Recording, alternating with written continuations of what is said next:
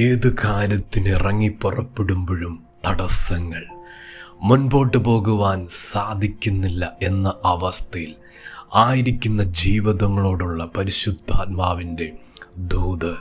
മർക്കോസ് എഴുതിയ സുവിശേഷം 16-ാം അധ്യായം 3-ാം വാക്യം.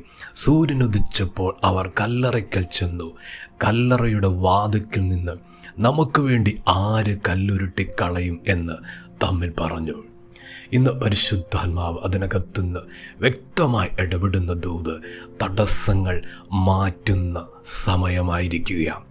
ദൈവം തടസ്സങ്ങളെ മാറ്റാൻ പോവുക.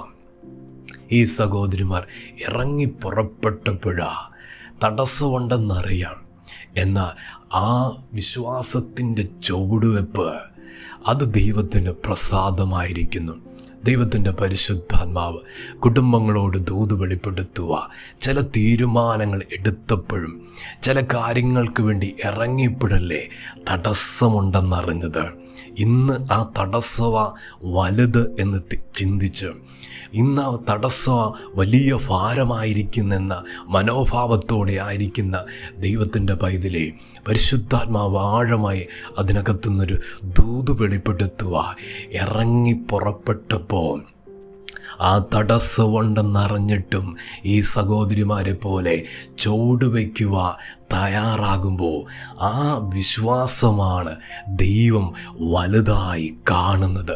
ഇന്ന് മുമ്പിൽ നിൽക്കുന്ന തടസ്സം വലുതെങ്കിൽ ഇറങ്ങിപ്പുറപ്പെട്ട ആ മനസ്സിനെ പരിശുദ്ധാത്മാവ് വ്യക്തമായി ദൂത് ഇടപെടുക. ആ വിശ്വാസത്തെ ദൈവം വലുതായി കാണുന്നത്. ഇവർ പറയുന്നു, ആര് നമുക്ക് വേണ്ടി കല്ല് ഉരുട്ടിക്കളയും? ആര് എന്നൊരു പദം അവിടെ അധരത്തിൽ നിന്ന് പുറപ്പെട്ടു. എന്താ കാരണം? അവർ ചിന്തിക്കുന്നത്, ആരെന്ന് ഉദ്ദേശിച്ചിരിക്കുന്നത് വ്യക്തികളെയല്ലേ, മനുഷ്യരെയല്ലേ. 3.5 വർഷം കൂടെ നടന്നവരെയും 3.5 വർഷം ചേർന്ന് നിന്നവരെ, ഒരുമിച്ച് നടന്നവരെയൊക്കെ ആയിരിക്കാം ഒരു പക്ഷേ അവർ ഓർമ്മയിൽ വന്നത്.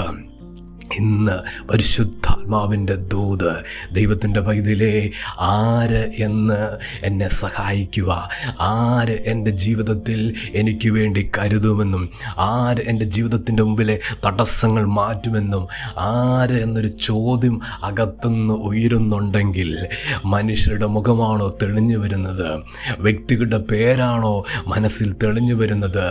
വ്യക്തികളുടെ ജീവിതത്തിൻ്റെ മേഖലയിലുള്ള ദർശനമാണോ ആയിരിക്കുന്നത്? ഇന്ന് പരിശുദ്ധാത്മ പറയുന്നു, അതൊരു പക്ഷേ നിരാശപ്പെടുവാനും സങ്കടപ്പെടുവാനും കാരണമായി തീരും. എൻ്റെ വിഷയത്തിൽ, എൻ്റെ ജീവിതത്തിൻ്റെ മേഖലകളിൽ എൻ്റെ കർത്താവാണ് എന്നെ കരുതുന്നത് എന്ന് തെളിയിക്കുന്ന നിലവാരത്തിലുള്ള അത്ഭുതങ്ങൾ ദൈവം ജീവിതത്തിൽ ഇതാ ചെയ്യാൻ പോകുന്നു. ആ തടസ്സത്തെ മാറ്റുന്നത് എൻ്റെ ദൈവമാണെന്ന് പറ.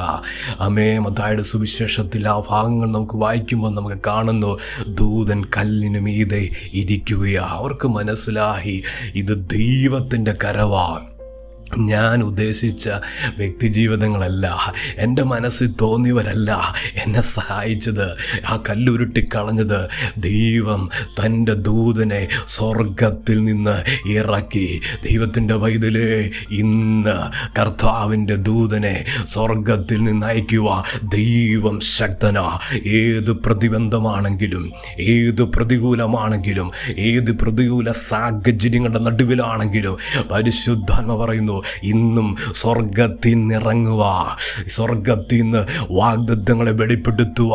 ദൈവം മതിയായ ദൈവ.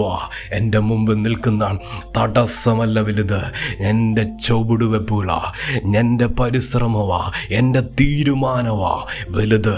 ഇന്ന് ആ കാഴ്ചപ്പാടിൽ, ആ ദർശനത്തിൽ ദൈവത്തിൻ്റെ പൈതലേ ചില സ്റ്റെപ്പുകൾ വയ്ക്കട്ടെ.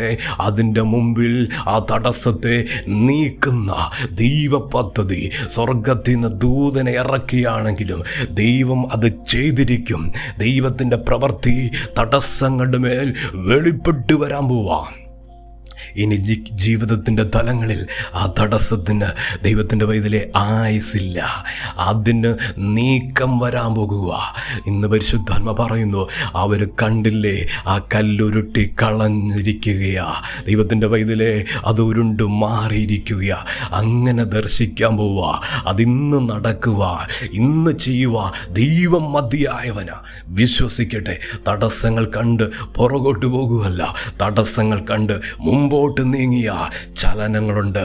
ദൈവം സ്വർഗത്തിൽ നിന്ന് ചലനങ്ങൾ വെളിപ്പെടുത്തും. അതുപോലെ ദൈവത അനുഗ്രഹിക്കാൻ പോകുന്നു. കർത്താവ് സഹായിക്കും. ഞങ്ങളുടെ ദൈവമേ, സ്വർഗീയ പിതാവേ, ഇന്ന് കേൾപ്പിച്ച അങ്ങയുടെ ദൂതനായി സ്തോത്രം, അങ്ങയുടെ ആലോചനയ്ക്കായി, അങ്ങയുടെ ശബ്ദത്തിനായി ദൈവത്തെ സ്തുതിക്കുന്നു. വചനം കേൾക്കുന്ന ദൈവമക്കളെ അനുഗ്രഹിച്ച് പ്രാർത്ഥിക്കുന്നു. ദൈവം ഇന്ന് ഇടപെട്ട ദൂതുപോലെ തടസ്സങ്ങൾ മാറ്റുക, ദൈവപ്രവർത്തികൾ കണ്ട് സന്തോഷിപ്പാൻ ഇടയാകണമെന്ന് പ്രാർത്ഥിക്കുന്നു. കർത്താവ് അങ്ങനെ ചെയ്യുന്നതിനായി നന്ദി. പ്രാർത്ഥന കേട്ടതിന് സ്തോത്രം. യേശുവിൻ്റെ നാമത്തിൽ തന്നെ ആമേൻ.